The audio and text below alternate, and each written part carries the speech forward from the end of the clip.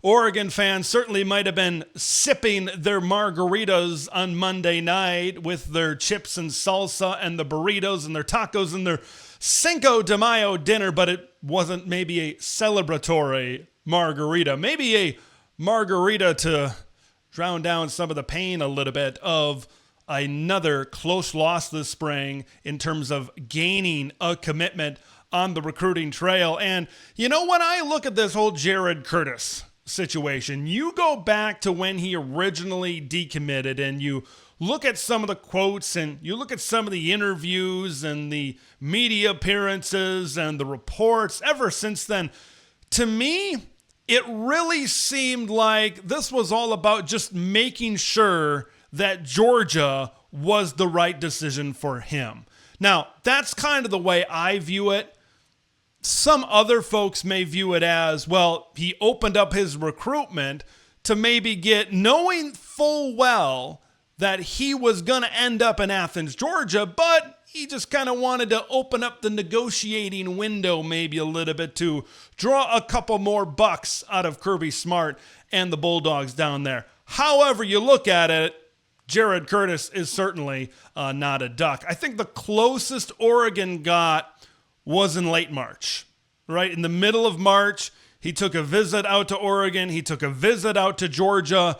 And then like a week later, a couple of weeks later, there was some buzz kind of going around. Oh, this is the moment. It could be a couple of days from now. It could be a week from now. Jared Curtis is going to commit to Oregon at that moment in time. But Georgia got back into the mix. And then when that kind of got pushed down the road a little bit, and then when the commitment date was 6 weeks down the road to the beginning of May, that really pushed things back into the favor of the Georgia Bulldogs, certainly in my humble opinion right now. Now, where does Oregon go from here at the quarterback position? They are fantastic for the next 2 years, no matter what happens. Even if Dante Moore absolutely balls out, wins the Heisman Trophy, and goes on to the NFL, you've got a great quarterback in Austin Novosad sitting there as well. If Dante Moore plays 2 seasons for the Ducks and maybe Austin transfers out after that, you still have 2 years of Dante Moore. I hold the opinion that Dante is probably going to have a Bo Nix type of trajectory. Bo Nix threw for 29 touchdowns, 7 interceptions, over 3,500 yards his first season. If Dante is in that type of stratosphere, and then you look at what he could be in year 2, they're going to be just fine, I think, no matter what, in these 2 years at the quarterback position. Of course, you got Achilles Smith Jr., who was a 4-star recruit last year coming out of the San Diego, California area.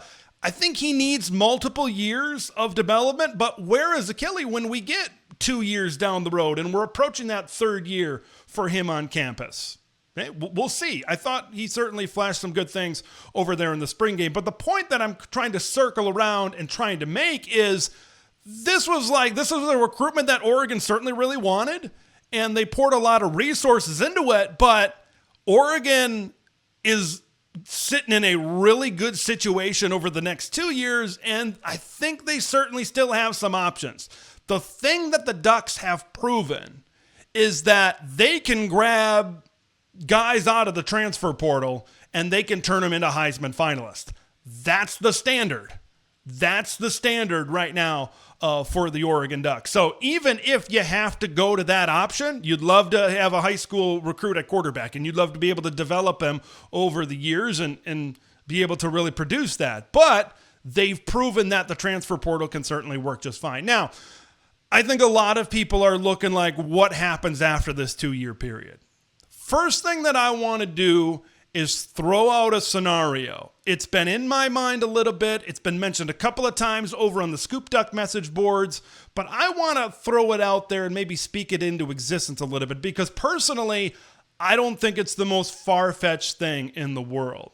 When we're talking about these quarterback strikeouts, we're talking the first one, and I mentioned at the beginning of the show, my very first time here on TSOW was talking about Georgia Sagapulitele, who signed in last year's class, but then was a transfer out to Cal in January. Right now, JWS is sitting in a Cal quarterback room with an incoming transfer, a veteran in Devin Brown coming over from Ohio State. It's certainly no guarantee. I'm sure JKS would love the guarantee to be able to start. That was certainly a big factor in his recruitment. He wanted to go out there and play right away. But Devin Brown is coming into Cal right now, and he has 2 years of eligibility remaining. Like, if JWS is sitting out there saying, look, if I'm going to sit and learn, why don't I sit and learn at a place like Oregon instead of sitting and learning in a place like Cal? I think Dante Moore is going to prove this year that that was a very beneficial move for him. So it would not surprise me to see Jaron Kavawe Sagapulitele pull a Dante Moore to follow Dante Moore. I think in order for that situation to happen, you would have to see Austin Novosad transfer out of the program following this season, where he would have 2 years of eligibility remaining. Like, after this season, it's going to be very interesting what Austin is going to do, because he said with Kenyon Barner and Jonathan Stewart on the Ducks of a Feather podcast that says, hey, I love what's going on at Oregon right now. I love Will Stein. I love the system, and the system has proven that you play just 1 year, that can be enough to get you to the NFL. So it's going to be very interesting for Austin to see how long he's going to hang around. But an Austin departure could open up the door for a Jaron Kavawe Sagapulitele return, and then to be able to learn for that 1 year behind Dante Moore. And then maybe you get the guy who set all of those passing records high school-wise in the state of Hawaii to continue the Hawaii quarterback tradition over at Oregon. It is far from the most far-fetched idea certainly out there. Now the question. Now that we know Oregon came up on the short end of the stick with Caden Dixon-Wyatt. Oregon, after a hot and heavy recruitment with Jared Curtis, where they fall up short on that one, what's next? Well, chronologically, what's next is the commitment date 1 week from today of Jackson Cantwell.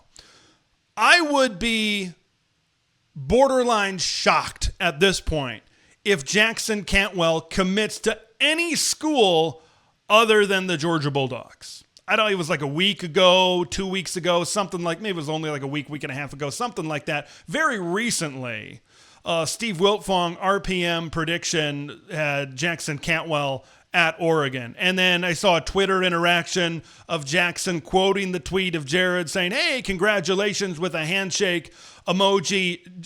Jackson is going to be on campus on May 10th before making his decision on May 13th. Duck fans, no, just get that out of your head. I do not think Jackson Cantwell is going to be a Duck. So now we're sitting here in this spring commitment season. Strike one, strike two, strike three, but the Ducks certainly aren't out. I said this in my prediction when I predicted where Curtis would go and where Caden Dixon-Wyatt would go. Oregon could go 0 for 3 during this stretch, and they can still be in a great position to have their third consecutive top 5 class right now. Brandon Arrington, who's coming off of an Oregon visit very recently. I feel pretty good about him. That's going to be a difficult recruitment, but he's one of the top corners in this class there in the state of California. Davon Benjamin is a guy that Oregon is one of the leaders certainly in his recruitment. That's probably going to be an Oregon and USC one. That's a 4-star corner.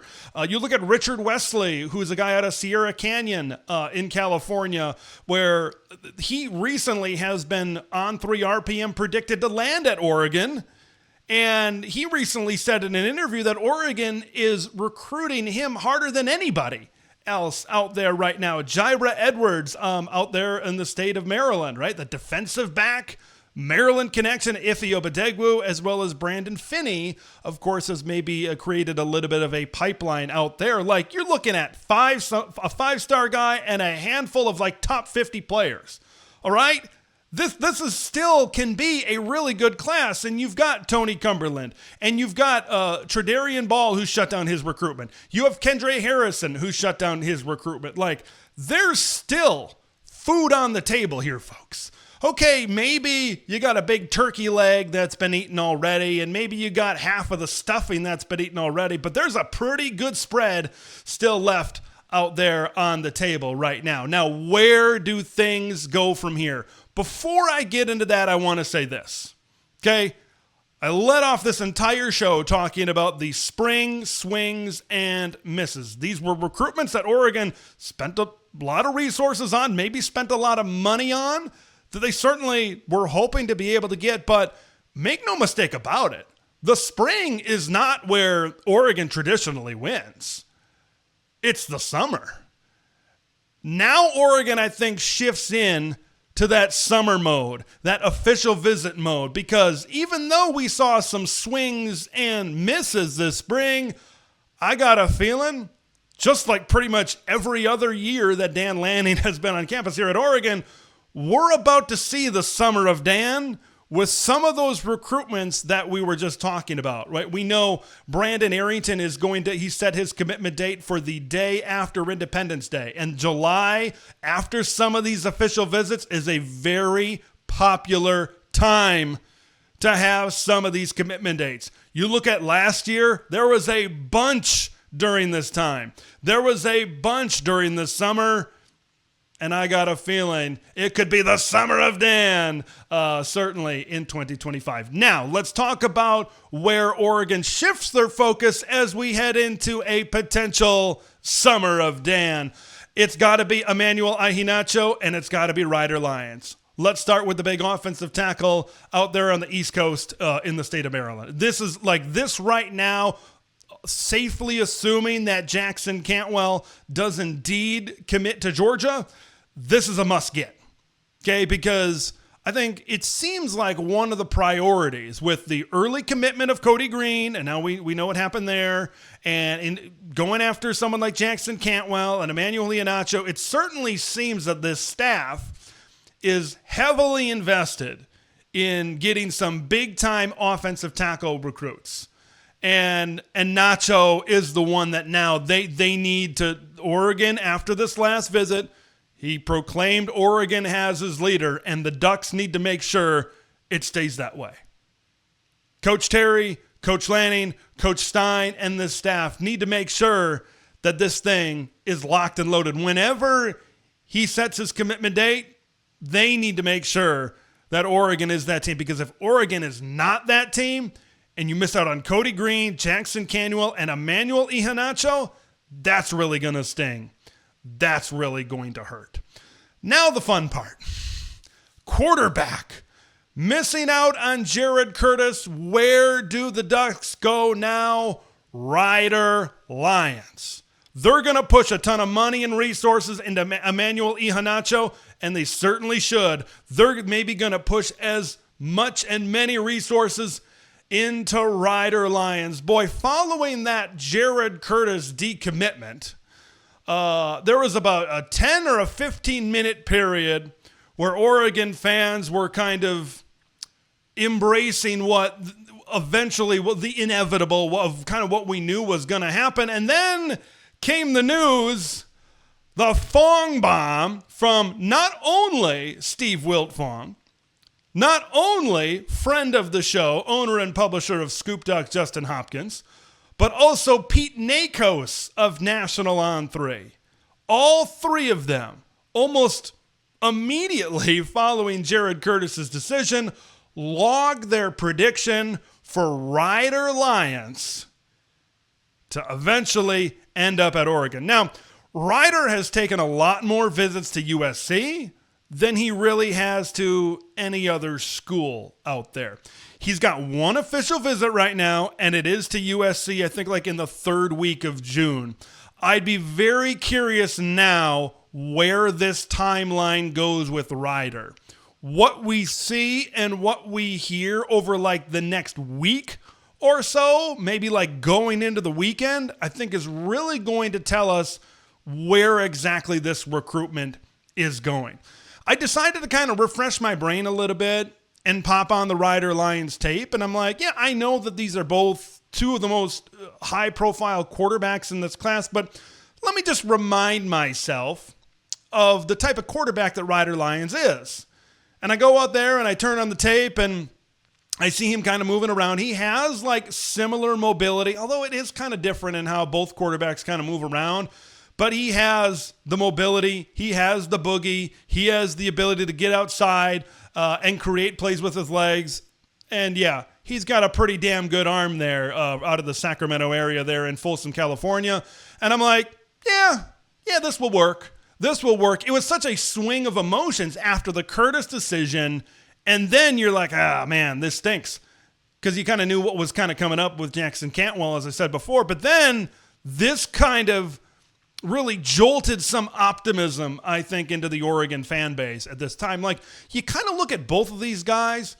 It was very difficult to kind of look at this thing and think, like, man, for Oregon to strike out on both of these guys, and then you throw in the whole Jonas Williams thing and how that played out. It would have been surprising, I think, considering, I think, the push that Oregon was making to land a top quarterback, to not come out with the top quarterback. I said earlier in this segment that he was originally RPM'd over to USC. Now I think the pitch for Will Stein in Oregon has to be, you're our future. USC, although they're in different enrolling classes, like Jonas Williams is a 26, Ryder Lyons will be a 27. But right now, Oregon needs to say, post Dante Moore, Austin Novosad, whatever, however that works out. And I know I'm kind of talking out of both sides of my mouth right now, having mentioned the Jaron Kavawe Sagapulitelli theory before, but bear with me. Bear with me here certainly for just a minute. They need to go to Ryder and they say, you're our future. You're our future. We think we got 2 years of a year of Dante, a year Austin, 2 years of Dante, a transfer, plug and play for 1 year when you first come on campus, and then that second year that you're on campus, it's the Ryder Lions show. I think that's got to be the quarterback plan, certainly going forward for the Oregon Ducks. Folks, I know it may not seem like the best right now, and there's segments of this Duck fan base that are really down in the dumps because they see rivals out there.